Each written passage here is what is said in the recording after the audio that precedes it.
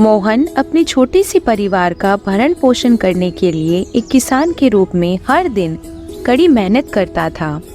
अपने संघर्षों के बावजूद मोहन को हमेशा विश्वास था कि जल्द ही उसके अच्छे दिन आएंगे। एक सुबह जब मोहन अपने खेत में काम कर रहा था, उसने अपने खेत की मिट्टी के बीच कुछ चमकती हुई चीज देखी।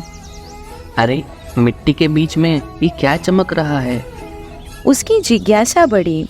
उसने गहराई में खोदा और उसे जमीन में दबा हुआ एक चमकदार रोबोट मिला। मोहन ने उसे सावधानी से उठाया और घर ले आया। जैसे ही मोहन अपनी झोपड़ी में पहुंचा, उसने चमकदार रोबोट को एक मेज पर रख दिया। अचानक उसे आश्चर्य हुआ। रोबोट शुरू हो गया और उसने अपना परिचय दिया।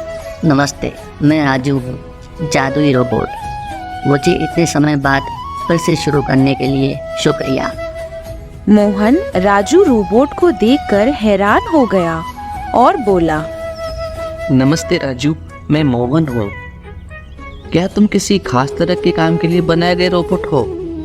मोहन, मैं किसी भी तरह के काम को कर सकता हूँ। मेरे पास विशेष शक्तियाँ हैं जो तुम्हारे जीवन को और बेहतर और खुशहाल बना सकती हैं। लेकिन उसकी सिर्फ एक शर्त है, तुम्हें मेरी शक्तियों का उपयोग बुद्धिमानी से और दूसरों के अच्छे के लिए करना होगा।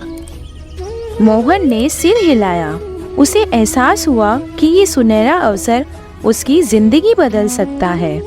मैं वादा करता हूँ राजू, मैं तुम्हारी शक्तियों का उपयोग बुद्धिमानी से करूँगा। उस दिन से मोहन का जीवन बेहतर हो गया। उसने राजू को उनकी झोपड़ी साफ करने, टूटे हुए सामान को ठीक करने और उसके काम में उसकी मदद करने का आदेश दिया। राजू ने आज्ञाकारी ढंग से सुना और किया, जिससे मोहन का जीवन बहुत आसान हो गया। एक दिन मोहन के गांव के बाजार में राजा साहब भी अपने दौरे पर निकले।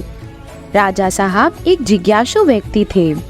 उन्हें नई चीज के बारे में जानना, सीखना अच्छा लगता था। मोहन ने अच्छा इनाम पाने की उम्मीद में राजू को राजा के सामने पेश करने का फैसला लिया। जैसे ही मोहन राजा के सामने खड़ा हुआ, उसने झुककर कहा, महाराज, मैं आपके सामने पेश करता हूँ जादुई रोबोट राजू।